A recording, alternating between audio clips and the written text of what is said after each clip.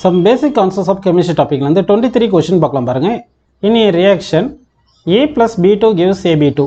Identify the limiting reagent if any in the following reaction mixtures னு சொல்லியிருக்காங்க. இப்போ வந்து ஆட்டம் A ன்னு கொடுத்திருக்காங்க, மாலிக்யூல் B2 கொடுத்திருக்காங்க. இது ரியாக்ட்ஸ் ஆயிட்டு என்ன கிடைக்குதுன்னா AB2 மாலிக்யூல் கிடைக்குது.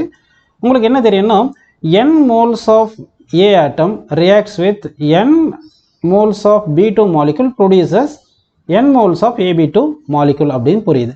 அப்படி இல்லைன்னா n atoms of A atom and n molecule of B2 molecule produces n molecule of AB2 produce ஆகுதுன்னு எடுத்துக்கலாம். இப்போ நம்ம கொஸ்டின் என்ன கேட்டிருக்காங்க, ஃபைண்ட் தி லிமிட்டிங் ரியாஜென்ட்னு கேட்டிருக்காங்க. லிமிட்டிங் ரியாஜென்ட் அப்படின்னா பார்த்தீங்கன்னா இந்த ரியாக்ஷன் நடக்கும்போது எந்த சப்ஸ்டன்ஸ் கம்ப்ளீட்டாக ரியாக்ஷன் நடந்து முடிஞ்சிருதோ, அதாவது ரிமைனிங் இருக்கக்கூடாது, அந்த சப்ஸ்டன்ஸ் தான் என்ன சொல்கிறோன்னா லிமிட்டிங் ரியாஜென்ட் அப்படின்னு சொல்கிறோம். அப்படின்னா பார்த்தீங்கன்னா ஃபர்ஸ்ட் கேஸில் 300 atoms of A reacts with 200 molecules of B சொல்லியிருக்காங்க. அப்போ இங்கே 300 இது 200 பார்க்கும்போது 200 தான் கம்மியாக இருக்குது. அதனால் 200 molecule of B reacts with 200 atoms of A produces 200 molecule of AB2 அப்படின்னு எடுத்துக்கலாம். அப்படின்னா ஃபர்ஸ்ட் கேஸில் வந்து 300 atoms of A இருந்துச்சு இல்லைங்களா, A இருக்குது, அதில் 200 தான் ரியாக்ட் ஆகிருக்கு.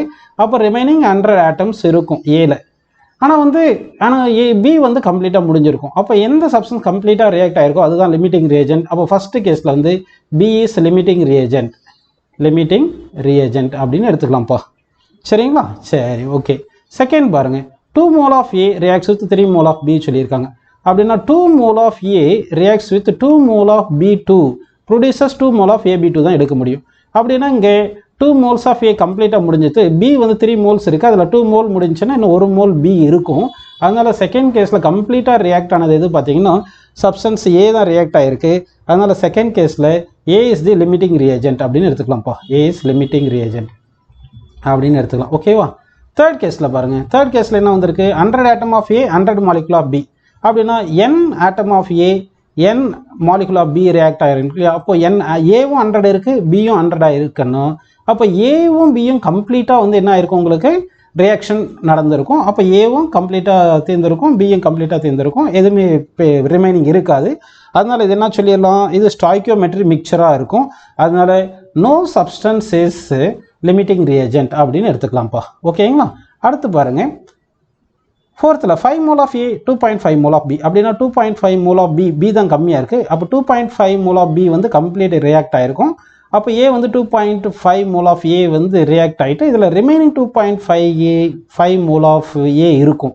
அப்போ கம்ப்ளீட்டாக முடிஞ்சது எது பார்த்தீங்கன்னா B தான் கம்ப்ளீட்டாக முடிஞ்சிருக்கு. அதனால் லிமிட்டிங் ரியேஜென்ட் வந்து B is the limiting reagent அப்படின்னு எடுத்துக்கலாம். சரிங்களா? லிமிட்டிங் ரியேஜென்ட்னு எடுத்துங்கப்பா. அடுத்து பாருங்கள், ஃபிஃப்த்துக்கு வந்து 2.5 mole of A 5 mole of B. அப்படின்னு என்ன ஆகும், உங்களுக்கு n mole of A reacts with n mole of B ன்னு வரும்போது 2.5 mole of A reacts with 2.5 mole of B. அப்போ B வந்து கொஞ்சம் 5 mole இருக்குது, B 2.5 mole of B தான் ரியாக்ட் ஆகிருக்கு, ரிமைனிங் 2.5 mole of B இருக்கும். ஸோ B வந்து லெஃப்ட் அப்படின்னு சொல்லிடலாம். அதனால் வந்து A கம்ப்ளீட்டாக ரியாக்ட் ஆகிருக்கு. ஸோ இங்கே எது லிமிட்டிங் ரியாஜென்ட் பார்த்தீங்கன்னா A இஸ் லிமிட்டிங் ரியாஜென்ட் அப்படின்னு எழுதிக்கலாம்ப்பா.